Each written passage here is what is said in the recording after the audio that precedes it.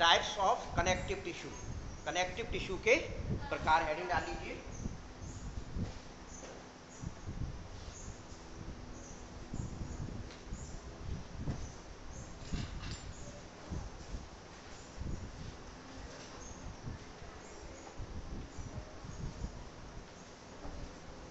तो कल मैं आपको बता के गया था कि कनेक्टिव टिश्यू के कितने प्रकार होते हैं, ध्यान होगा, उम्मीद ध्यान है क्या?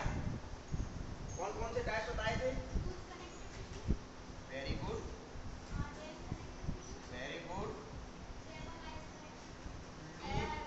Loose connective tissue,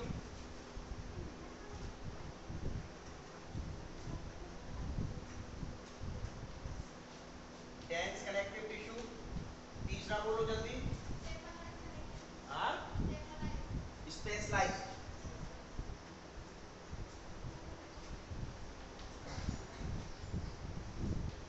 specialised connective tissue, बिल्कुल सही बताया गया। तो लूज कनेक्टिव टिश्यू, सीटी मैंने लिख दिया शॉर्ट में, loose connective tissue, dense connective tissue, specialised. तो सबसे पहले तो इसका मतलब समझ लीजिए, फिर इसके बारे में डिटेल में बताते हैं कि लूज का मतलब क्या होता है? ढीला, ढीला। डेंस मतलब एकदम टाइट, घना। और स्पेशलाइज्ड मतलब विशेषीकृत, मतलब कोई विशेष प्रकार का होता है तो उसको क्या कहा जाता है? स्पेशलाइज्ड कनेक्टिव टिश्यू, यानी विशेषीकृत जो संयोजी ऊतक होते हैं वह इसके अंतर्गत आएंगे। तो लूज कनेक्टिव टिश्यू में भी देखिए टाइप्स कौन कौन से होती हैं। एक मैंने कल आपको पढ़ाया था, areolar loose connective tissue, areolar loose connective tissue, clear, यही बताया था। दूसरा, यदि आपको ध्यान होगा,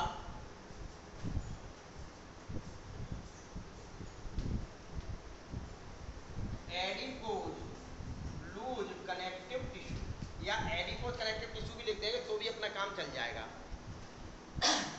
तो सबसे पहली बात तो ये कि ये वाला जो टिश्यू है, कई बुक्स में और कई टीचर्स के माध्यम से इसमें भी बताया जाता है, इसका प्रकार भी बताया जाता है। क्या? एडिपोज, यानी बसी ऊतक जो है, बसी ऊतक को कई बुक्स में आपको विशेषीकृत ऊतक के अंतर्गत भी लिया जाता है। पहली बात ये ध्यान रखें, आपकी बुक्स में जो लिया गया, जो आपके पास बुक्स दी गई है, वह बुक्स में क्या क्लियर लिखा हुआ है? क्या लिखा हुआ है? आपके लूज कनेक्टिव टिश्यू का प्रकार बताया गया है। किसका प्रकार बताया गया है? लूज कनेक्टिव टिश्यू का प्रकार बताया गया है। ये कनेक्टिव टिश्यू कहाँ कहाँ पाया जाता है? Areolar connective tissue.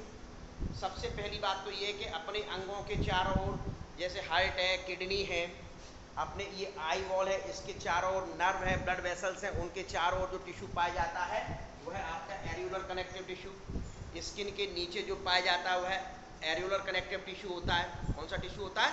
Areolar connective tissue होता है। इस टिश्यू के अंतर्गत मुख्य रूप से वही सेल्स आएंगे, मैट्रिक्स आएंगे और फाइबर्स आएंगे। क्या? इस टिश्यू में क्या क्या पाया जाए, किसको मिलाकर कौन कौन बनाता है? आपके फाइबर्स, तंतु, तंतुओं में कौन कौन से तंतु होंगे? कौन कौन से होंगे? आपका व्हाइट कोलेजन फाइबर और येलो इलास्टिन फाइबर। यही मैट्रिक्स की आपको मतलब मैट्रिक्स बताया था, पाया जाता है। इसके अलावा सेल्स बताई थी, सेल्स में कौन कौन सी सेल्स बताई थी? प्लाज्मा सेल्स थी, ध्यान है क्या? फाइब्रोब्लास्ट सेल्स थी। फाइब्रोब्लास्ट सेल्स क्या कार्य करती हैं? फाइबर्स और मैट्रिक्स का सीक्रेशन का कार्य करती हैं। हिस्टियोसाइट सेल्स थी, लिम्फोसाइट सेल्स थी, जो कोशिकीय कचरे को सफाई करने का कार्य, यानी पचाने का कार्य मुख्य रूप से करती हैं। क्या? वो कार्य करती हैं। यहाँ मैंने ये वाला सेल्स का नाम नहीं ले रहा हूँ, ये वाले सेल्स जो एडिपोज सेल्स एक बताई थी, जो वसा संग्रहित करने का कार्य करती है, क्योंकि वो इसको इसमें दिया जाएगा। तो ये सभी चीज़ें किसमें पाई जाती? एरियोलर कनेक्टिव टिश्यू पाई जाती है। आप बुक्स खोल के देखिए, लंबा एक डायग्राम बना होगा, या लंबा एक डायग्राम बना होगा रेड कलर्स में। देखिए ये बॉर्डर पे दिखाई दे रहा है, ये वाला बिल्कुल, ये एरियोलर कनेक्टिव टिश्यू का है। क्या? एरियोलर कनेक्टिव टिश्यू का है, ठीक है। तो ये आपका एरियोलर कनेक्टिव टिश्यू। दूसरा आता है adipose connective tissue. Adipose connective tissue क्या होता है? उसके बगल से दिया होगा इस प्रकार का टिश्यू, आप खोल के देख लीजिए, मैं बना नहीं रहा हूँ। इस प्रकार का टिश्यू जो वसा को संग्रहित करने का कार्य करता है, इस प्रकार का टिश्यू जो वसा को संग्रहित करने का कार्य करता है, उसको एडिपोज कनेक्टिव टिश्यू के नाम से जाना जाता है, यानी वसीय ऊतक के नाम से जाना जाता है। इसमें मुख्य रूप से क्या होता है?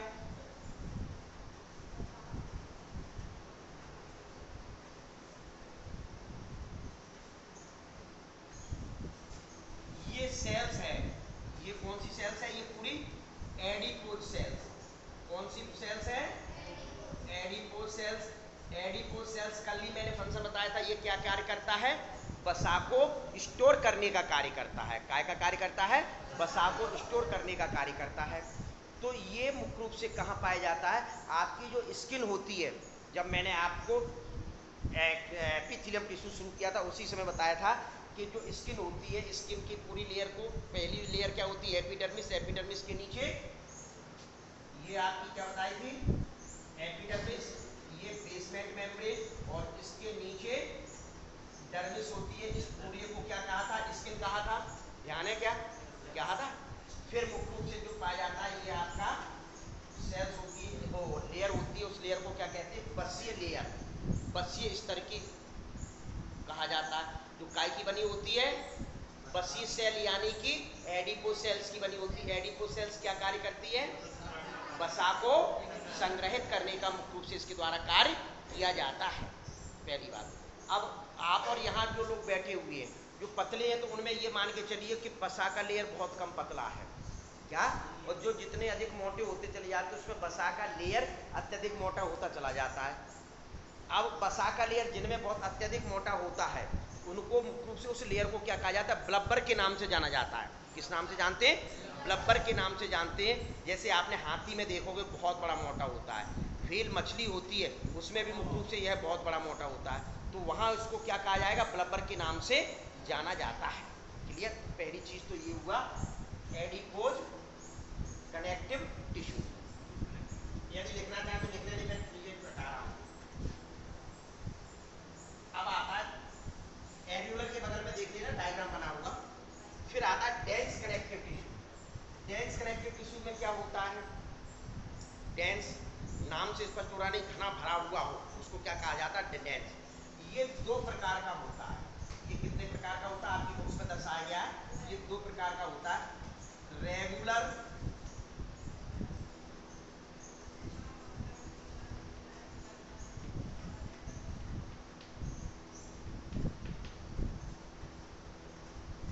रेगुलर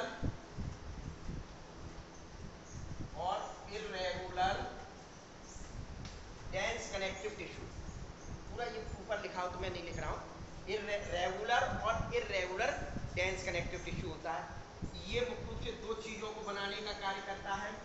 कल मैंने एक बताया था टेंडन, और दूसरा बताया था लिगामेंट।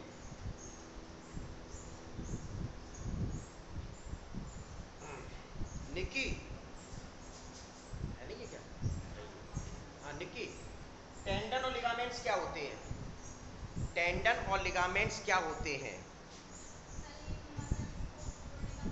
कौन, टेंडन मसल से किसको जोड़ने का कार्य करते हैं, है?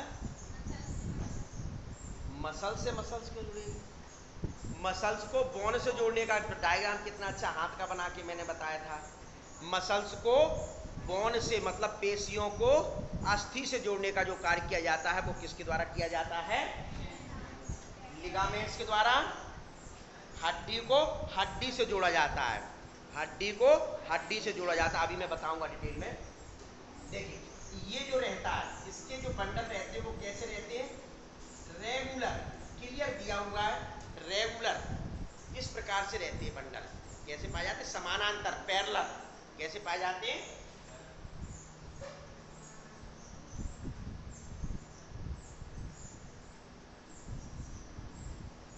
इस प्रकार से। ये जो बंडल पाए जाते हैं वो कैसे होते हैं, रेगुलर समानांतर होते हैं। कैसे होते हैं, रेगुलर समानांतर होते हैं। दूसरा इर्रेगुलर, रेगुलर क्या कर रहा है, टेंडन को बनाने का कार्य कर रहा है, लिगामेंट्स को बनाने का कार्य कर रहा है। यानी कि टेंडन और लिगामेंट्स को पूछे तो काय के बने होते हैं, रेगुलर डेंस कनेक्टिव टिश्यू के बने होते हैं। अब ये मुख्य रूप से कौन से प्रोटीन के बने होते हैं, ये कोलेजन प्रोटीन के बने होते हैं टेंडन, और लिगामेंट्स इलास्टिन प्रोटीन के बने होते हैं। कौन सी प्रोटीन के, ये कोलेजन प्रोटीन के और ये इलास्टिन प्रोटीन के। यानी कि ये कोलेजन प्रोटीन से बने हैं, तो इसका मतलब क्या हो गया, कोलेजन फाइबर के बने हुए हैं, कोलेजन तंतुओं के बने हुए हैं। काय के बने हुए हैं, कोलेजन तंतुओं के बने हुए हैं। और ये कौन से तंतुओं के बने हुए हैं, इलास्टिन तंतुओं के बने हुए हैं। कोलेजन प्रोटीन चूंकि कठोर होती है, दृढ़ होती है, इस वजह से इसमें दृढ़ता पाई जाती है, इस वजह से ये पेशियों को हड्डी से जोड़ने का कार्य करते हैं। पेशियों को हड्डी से जोड़ने का कार्य किया जाता है, वो मुख्य रूप से टेंडन के द्वारा किया जाता है, ध्यान है। और लिगामेंट्स क्या करते हैं? लिगामेंट्स मुख्य रूप से इलास्टिक प्रोटीन की बने होते हैं, इलास्टिसिटी पाई जाती है, खींचते सकते, टूटते नहीं है, ये तो टूट जाएंगे तुरंत। तो ये इलास्टिक प्रोटीन के बने होने के कारण लचीलापन पाया जाता है, क्योंकि वह प्रोटीन लचीली होती है। वो प्रोटीन कैसी होती है? लचीली होती है, इस वजह से इसमें लचीलापन पाया जाता है। यह मुख्य रूप से किसको जोड़ने का कार्य करते हैं? हड्डी से हड्डी को जोड़ने का कार्य करते हैं। देख लीजिए एक बार फिर मैं डायग्राम ले देता हूँ। ये अपना हाथ है,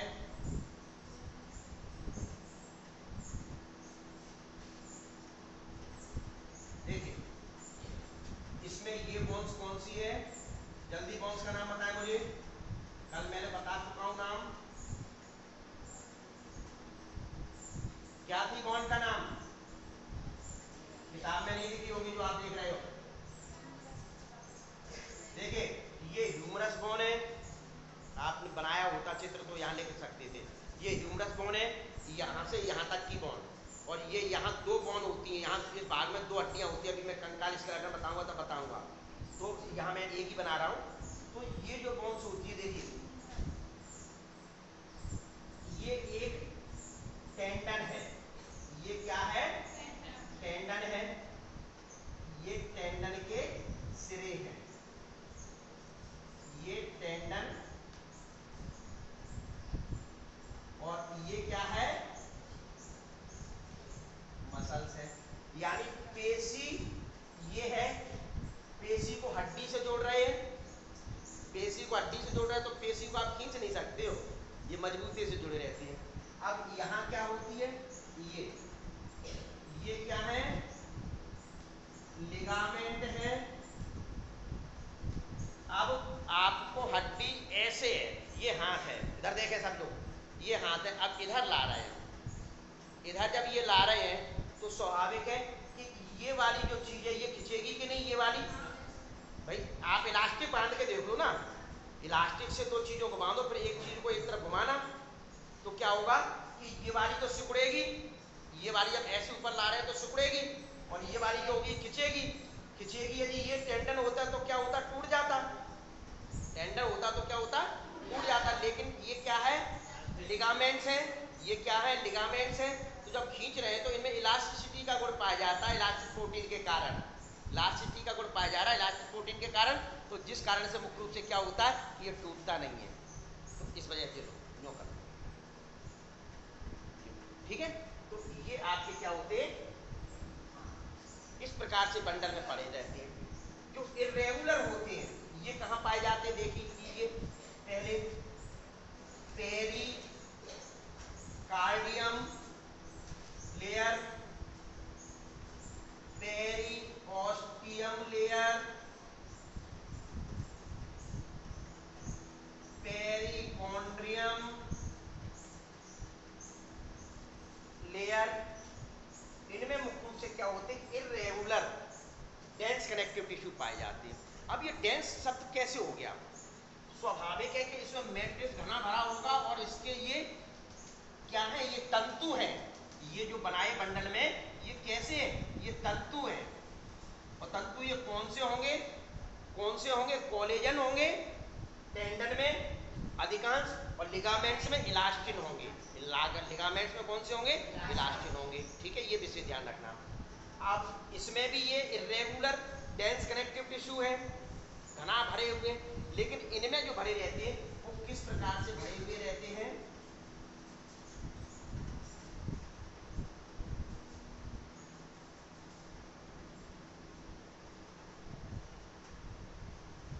ये क्या रेगुलर शेप है क्या? ये कैसे बने हुए हैं? इर्रेगुलर शेप में। क्या इर्रेगुलर शेप में पाया जाता है इस प्रकार का, तो इसको कहा जाता है इर्रेगुलर डेंस कनेक्टिव टिश्यू, और पाया ये जाता है, ठीक है। तो ये आपका क्या होता है? Dense connective tissue. नोट कर लीजिए जल्दी से। पेरिओस्टियम, पेरिकॉन्ड्रियम, देखिए ये तो हृदय के ऊपर स्तर पाया जाता है। ये कहाँ पाया जाता है? पेरिकार्डियम लेयर कहाँ पाई जाती है? हृदय के ऊपर। पेरियोस्टियम कहाँ पाई जाती है? हड्डियों के ऊपर। पेरिकॉन्ड्रियम कहाँ पाई जाती है? उपास्थि के ऊपर, कार्टिलेज के ऊपर। ध्यान है? कल अस्थि और उपास्थि बताए थे मैंने, ध्यान है क्या? चलिए,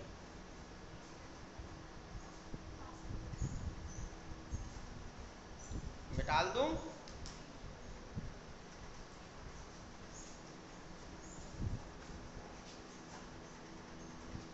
मिटाल रहा हूं।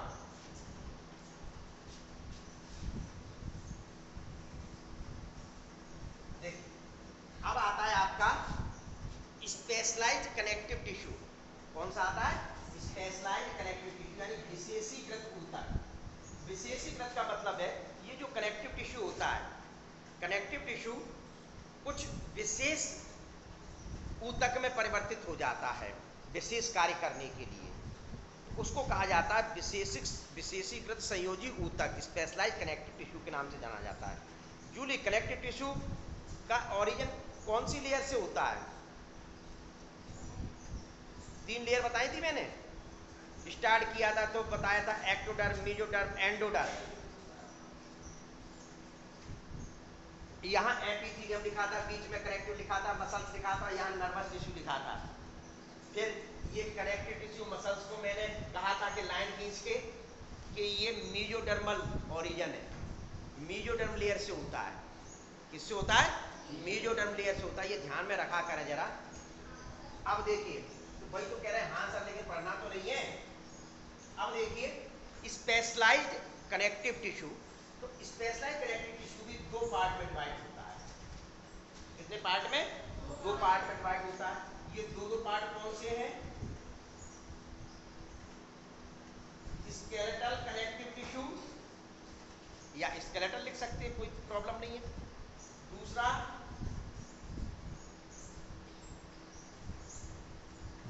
Liquid connective tissue. लिक्विड देखो, स्केलेटल मतलब कंकालीय ऊतक और लिक्विड मतलब तरल ऊतक। लिक्विड का मतलब क्या हो गया? तरल ऊतक। ठीक है, हिंदी भी बोल रहा हूँ, साथ में लिख रहे हो। तो ये चीज स्केलेटल टिश्यू भी 2 प्रकार का होता है। नंबर 1 कल बताया था कार्टिलेज, और नंबर 2 बोन। कार्टिलेज और बोन। लिक्विड भी 2 प्रकार का होता है, ब्लड और लिम्फ, रुधिर और लसिका। रुधिर और लसिका। क्लियर? कार्टिलेज और बोन, मतलब कार्टिलेज मतलब उपास्थि लिख लेना, बोन मतलब हड्डी। लिख ली? आप तो हिंदी शुद्ध लिखो। लिख लिया क्या? अब मैं शुरू करूं यहां से स्केलेटल टिश्यू से, क्या जितना। तो सबसे पहले देखते हैं आप,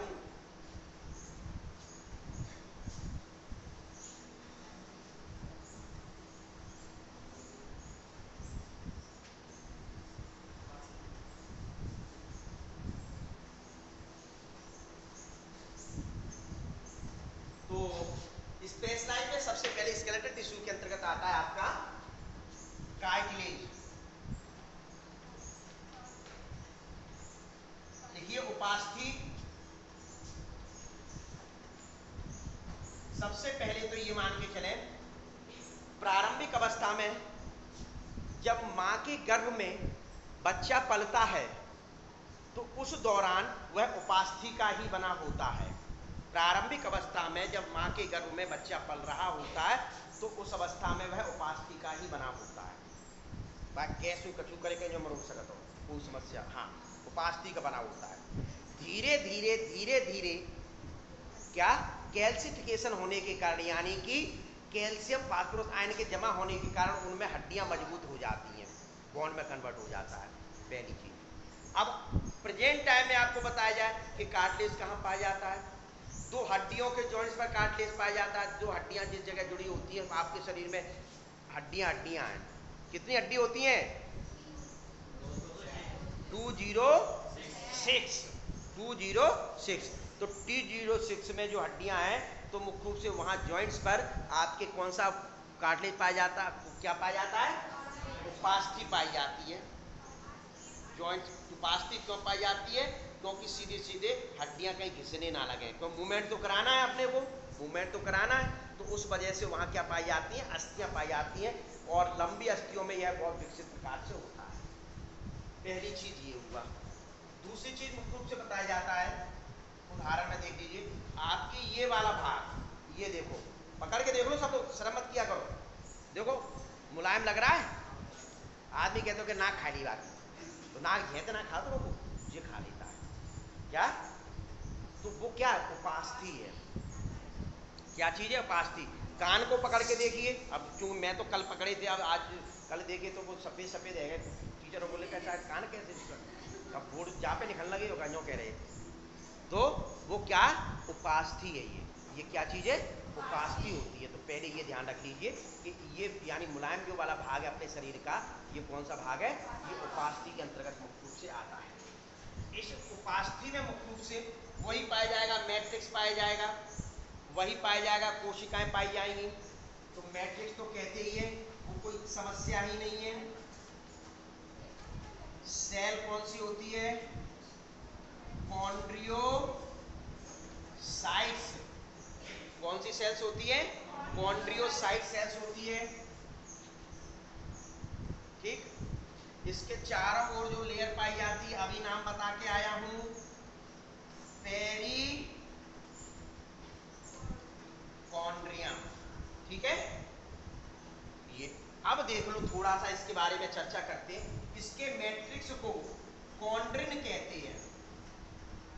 डिफरेंस पूछे जाते हैं कि right the difference between cartilage and bones, उपास्थि और अस्थि में अंतर लिखो, उपास्थि और अस्थि में अंतर लिखो।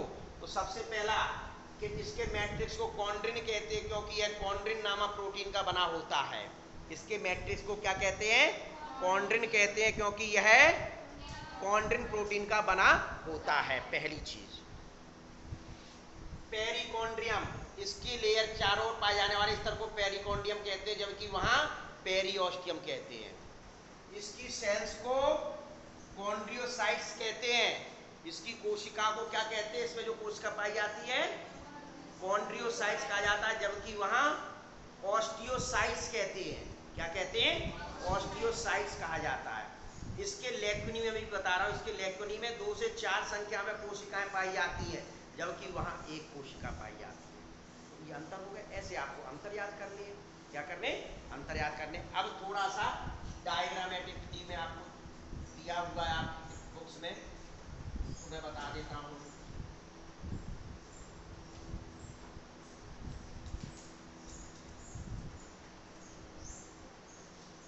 देखिए ये क्या पाए जा रहे हैं,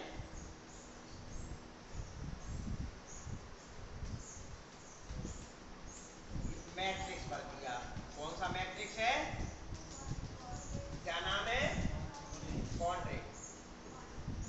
मैट्रिक्स के बीच बीच में कुछ खाली स्थान दिखाई देते हैं, जिनको क्या कहते हैं, लेक्युनी। मैंने 3 बनाएंगे, 1 2 3। इनमें 2 कोशिकाएं पाई जा सकती हैं, 3 पाई जा सकती हैं, 4 पाई जा सकती हैं। इन कोशिकाओं को कॉन्ड्रियो क्या कहते हैं, साइट्स। क्या कहते हैं, कॉन्ड्रियोसाइट्स कहते हैं। क्या कहा जाता है, कॉन्ड्रियोसाइट्स कहा जाता है। इसके चारों ओर जो लेयर पाई जा रही है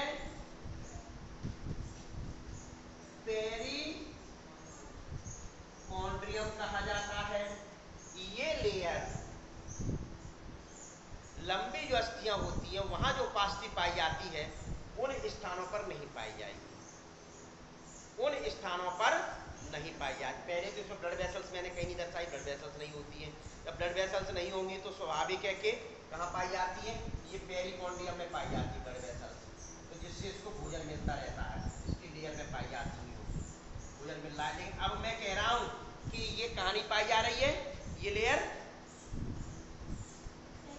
जो लंबी अस्थियां के जॉइंट्स होते हैं वहां जो उपास्थि पाई जाती है, अभी मैंने कहा था उपास्थि पाई जाती है, तो वहां ये लेयर नहीं पाई जाएगी। जब ये लेयर नहीं होगी तो ब्लड वेसल्स नहीं होंगी, यानी रुधिर वाहिनियां नहीं होंगी, तो फिर भोजन कैसे प्राप्त करेंगे? तो उनके बीच में मुख्य रूप से द्रव भरा रहता है। क्या? साइनोवियल द्रव भरा रहता है। उस साइनोवियल द्रव से ये भोजन ग्रहण उपास्थि करती रहती है। ठीक है, तो ये चीज आपको क्या ध्यान रखना है उपास्थि की संरचना में। अब आता है उपास्थि के प्रकार आते हैं। आपकी हालांकि बुक्स में नहीं दिए, लेकिन पढ़ लीजिए थोड़ा सा। देखिए,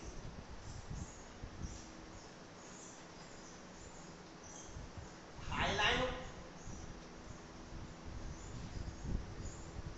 इलास्टिन, अभी हिंदी बता देता हूं,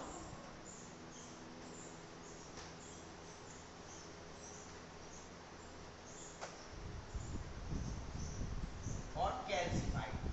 देखिए 1 2 3 4। हाइलाइन कार्टिलेज, हाइलाइन उपास्थि, ये सबसे मुलायम उपास्थि होती है। क्यों? क्योंकि इसमें तंतु नहीं पाए जाते हैं। इसमें तंतु नहीं पाए जाते हैं। तंतु कितने प्रकार के बताए थे मैंने? कौन कौन से? कोलेजन और इलास्टिन तंतु। एक मैंने ध्यान होगा कहा था रेटिकुलर तंतु भी कहा था, लेकिन वो इतना आपकी बुक्स में नहीं है। तो कोलेजन और इलास्टिन तंतु पाए जाते हैं। अब ये दोनों तंतु इसमें पाए नहीं जा रहे हैं, तो ये बहुत मुलायम होंगे। ये उपास्थि बहुत मुलायम रूप से होती है। पहली चीज तो ये ध्यान रखें। अब इलास्टिन तंतु, इलास्टिन उपास्थि, येलो इलास्टिन उपास्थि पूरा नाम है। क्यों? क्योंकि इलास्टिन प्रोटीन जो होती है वो येलो कलर की होती है, बताया था कल। तो इस वजह से ये इसको येलो इलास्टिन उपास्थि कहा गया। अब इसमें जो तंतु पाए जाएंगे वो कौन से होंगे? मैट्रिक्स में इलास्टिन तंतु पाए जाएंगे, इलास्टिन फाइबर पाए जाएंगे। जब ये इलास्टिन फाइबर पाए जाएंगे तो इसमें लचीलापन होगा। इस उपास्थि में, इस उपास्थि में क्या होगा? लचीलापन होगा। लेकिन क्या लचीली हाइलाइन जितनी होगी?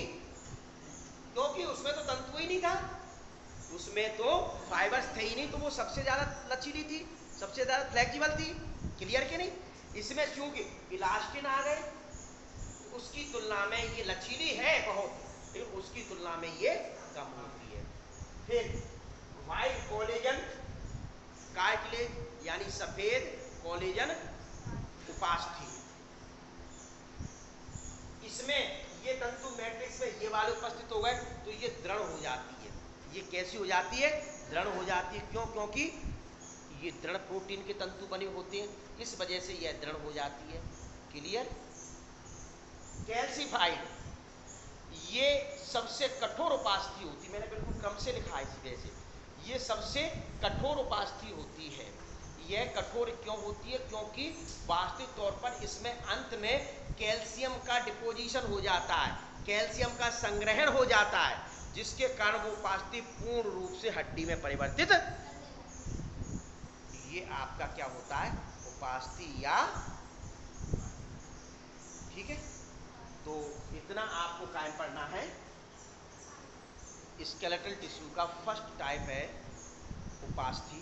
तो इतना कॉन्स के बारे में नेक्स्ट। ठीक है।